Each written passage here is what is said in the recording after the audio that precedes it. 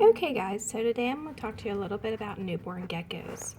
This was my first ever hatching, and I really didn't know a whole lot about them, but all the stuff I've researched with them, it says that you want to leave them in a small critter keeper until they get a little bit bigger, and then you want to put them in something a little bit larger. Now what I did when I transitioned mine today, I kept everything exactly how I had it in the critter keeper. And the reason I transitioned them is because this little angel here, she was not eating much at all. And if anything, she was so tiny compared to the other one, who obviously was a little piggy and wanted to keep eating. So I put her in here so that she could have a little bit more room to kind of go after whatever she was going to try and eat. And her meal actually happens to be mealworms.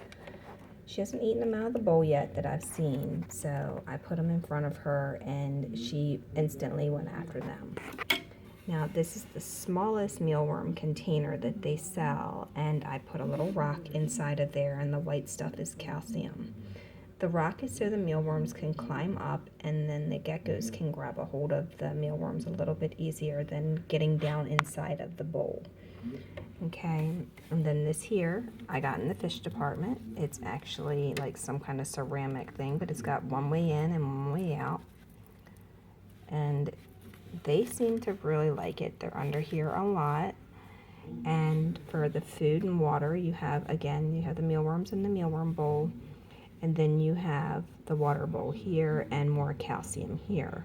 Calcium is a huge thing. If you don't give your geckos calcium, they're going to develop really bad deformities, and their bone density is going to be really bad, and their arms are going to start curling in and everything. And trust me, I have a gecko that I have that I actually took off with somebody who didn't give him calcium because he didn't know, and the poor little guy can barely walk.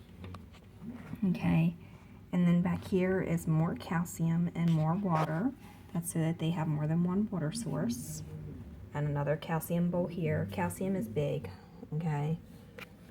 This little thing here is a Tupperware container that I have turned into a moist hide area. And as you can see, this little guy is in there. And I'm using napkins because I don't want them to eat anything else, like the moss or the vermiculite or anything like that. And as far as the slate you see laying around, I have that in there because I want them to be able to have something to lay on, and the heat light above actually gets hot and it will warm this. It doesn't make it hot like a heat rock. Heat rocks are bad, but it does make it warm enough where they can lay on it, and it helps them digest their food a little bit better. So, give them something a little bit warm. I do think that you could probably use a low wattage heating pad. But again, I'm not one for heat rocks. They're not really good for them from everything that I've read on and stuff. This is another little cave that I have. And it's got a couple ways in, a couple ways out. But pretty much they can do just about the same with this as they can the other ones, if you can see that. Okay, so this is the baby gecko setup.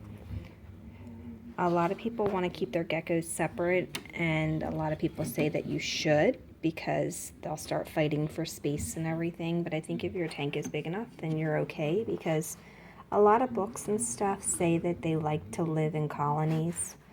So I would just keep an eye on them and watch them and let, yourself be the decision for that. And definitely, if you're going to put a male and female together, understand that they will have eggs and they will have babies, and it's not the easiest thing in the world to do. So it's a big responsibility. You have to watch them and take care of them.